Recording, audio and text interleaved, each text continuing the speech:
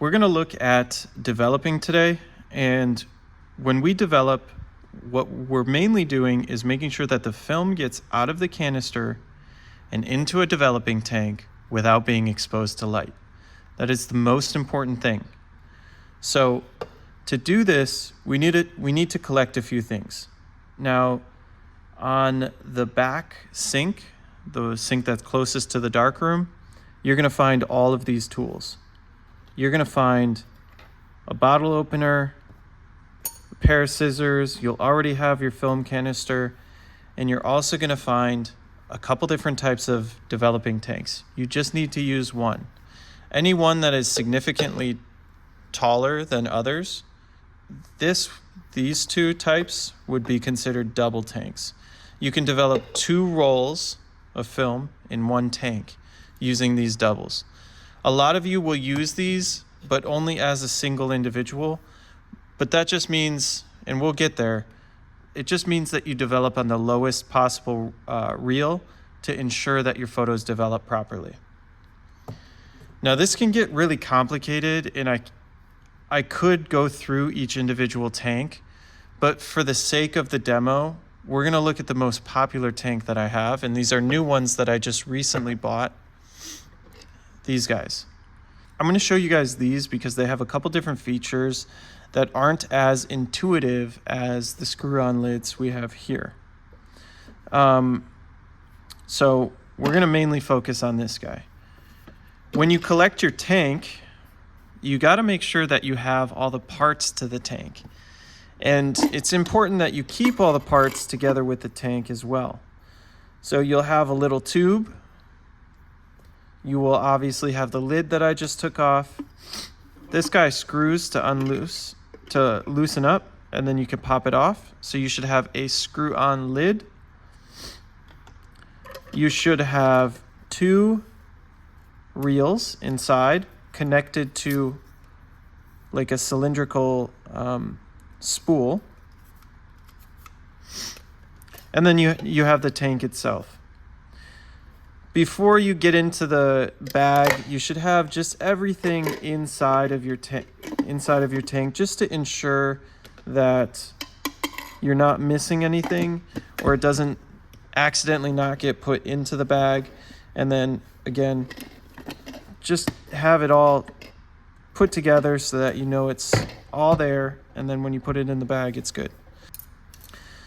Once you have all of these things collected, you're going to take your black bag, which is also found next to the heat press. It's to the right of the heat press, which is also behind the sink that I was discussing earlier, right next to the darkroom. Now these bags, you can open them. Some have Velcros, some have 2 sets of zippers. So you got to make sure that you're opening the full bag. Sometimes you have to double open 2 sets of zippers. You're going to open this up fully. You're going to take your developing tank, you're going to slide that in, and you're going to set your 3 main tools, the scissors, the film canister, and the bottle opener inside. You're going to zip it tight. And you're going to Velcro it shut. The other end of the black bag has 2 little armholes. And it's important to take off any electronic devices that you might have, smartwatches. You don't want to have those inside of the bag because any sort of light will affect the development of your film when it gets out. Because if your light turns on, it will expose your film, and you don't want to do that. You're going to ruin all those carefully taken photos that you took. Another thing you want to make sure is that this is nice and tight around your wrists so that when you're working in here, no light is being exposed through the ends of where your arms are sticking out. Okay, for demo purposes, I'm going to do all of this outside of the bag to show you what we're doing inside. Okay, inside the bag, you should have your scissors, your bottle opener, and your film canister. You should also have your developing tank with all parts inside of it. The first thing you're going to do inside the bag, and remember, I am not seeing what's happening. We are pretending that my hands are inside the bag and I'm working with these tools blindly.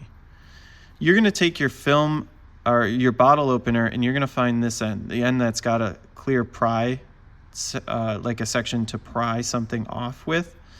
You're going to take that, you're going to lay the flat side on the flat edge, and you're going to hook the pried edge towards the lip of the canister. Now this is going to look a little aggressive, but you need to do this kind of just, you're going to peel this off just like you're opening a bottle. Okay? Now that this is exposed, you can simply push out your film. When you expose when you finally open your film, you're going to see and you're going to feel that there's a really thin section of your film. That thin section is what we need to cut off. The reason we need to cut this off is because it can cause a lot of issues when it comes to loading it onto one of our reels. And there's a very specific way I prefer you all cut these off. So take your scissors, you're going to feel for your scissors inside your bag. Open this up between your fingers. And I always suggest students cut this in a rounded format, like so. Don't cut it straight across. If you cut it straight across, what's going to happen is sharp edges are going to catch on the reel. And you don't know what I'm talking about right now, but you will find out very shortly, is that those sharp edges will then cause your reel to not reel all the way around, and you'll have to redo the reel. And that's a really annoying thing. It's what holds students up the most when they go to wind up the film on the reel. So now that we have our film properly cut, we can set this guy aside. We could set this guy aside for now. We can take our film canister, clear up the space. Now we're going to go to our tank. We're going to open up the tank. We're going to pull out our 2 reels. And I just want to show you something. We have 2 different types of reels. We've got these, which don't really have a lot of information to tell you where to put the reel in. And then we've got these, which have clearly, like, some clear sections of where to put the film in and where the ball bearings are. So most of you will have to work on these, which are harder, and I apologize, but I just could not find these to purchase. And what this looks like is, and I'll do it on both of them just to explain this. The way you want to hold your reel is for the flat sides to be facing you. You're then going to find your film, and you are going to feed the rounded edge through the flat side. If you can see, there's a rounded side and a flat side. You're going to feed the rounded film end through and just past the ball bearings. I'm going to go a little bit further just to be safe. And then watch this. If you wind it, you start cranking it. I'm just twisting my right hand forward and back. And if I keep doing this, you're going to see that my film is winding on. Now, I don't have to do it super slow. I can do it very quickly. And eventually, if it cooperates with me, you're going to see that I am at the end of my spool. I'm going to take my scissors and I'm going to clip that off. Now, before I clip that off, let's just pretend that I made a mistake and I need to undo the reel so that I can reapply my film and try again. What I'm going to do is I'm going to just crank forward until it clicks and pull apart. So I'm going to show you that one more time with the reel empty. So when you reconnect it, you need to align it so it fits. And then when you crank it backwards, we shouldn't be able to pull it apart. So again, if you have film that's stuck in there, you need to crank forward until it clicks and then pull it apart. Now you can put these together the wrong way. If you put them together the wrong way, they don't line up. So let me show you. Like these two ends don't line up now. So that doesn't work. You need to make sure that they align. That's the best way. Okay, so that's this reel. Now if you're working with this reel, it's the same concept, but you're gonna see that the flat sides are just these little tiny flat ends that barely stick out, which are hard to work with because they don't hold the film down. So you're gonna find the end of your film and you're gonna make sure those two little nubs, they stick out and face each other. And then you're gonna slide your film through there, again, past the ball bearing. And then you're gonna start winding. And look, now it's gonna start winding for me again. It should be nice and easy. If you're forcing it, something's wrong. If you're forcing it, if it sticks and it's just done and you're not all the way through, you still feel a lot of film on your spool, that means that you are probably stuck and you're gonna have to redo it. Sometimes it's at the fault of you, and sometimes it's just at the fault of the film catching, and you got to redo it. Now, you'll notice I just cut off a little bit of the end of my spool on here. A little bit's fine. You don't want to cut off too much because you don't want to cut off that last frame.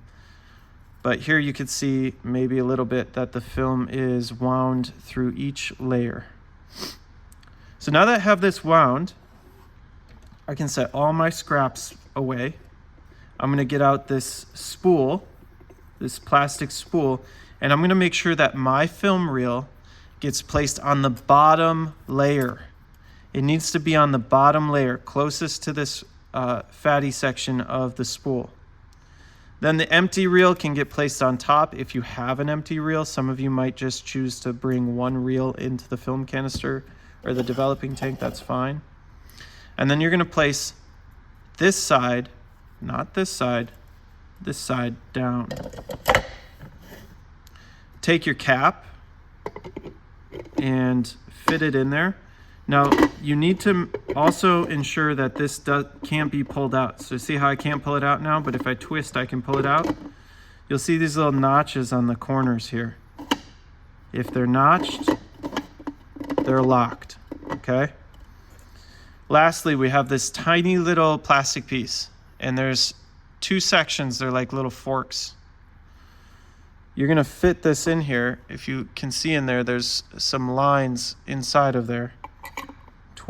Twist this until it falls into place.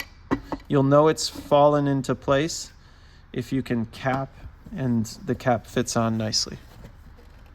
Now these caps are really annoying because they're really hard to put on. But like I said, these were the only developing tanks that I could find. I couldn't find the classic ones that we typically use. And that's it. You then pull your tank out of the bag.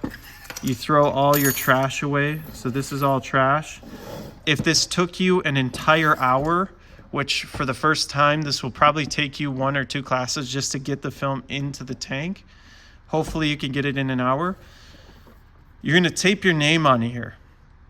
Once you taped your name on here, you're gonna leave it on somewhere next to the drying rack so that people know they cannot use this tank. Otherwise, somebody's gonna open this and they're gonna expose your film to light. So make sure that tape gets put on. And also, when you're done developing, the tape gets taken off as well. But this is the process of loading your film canister into a developing tank.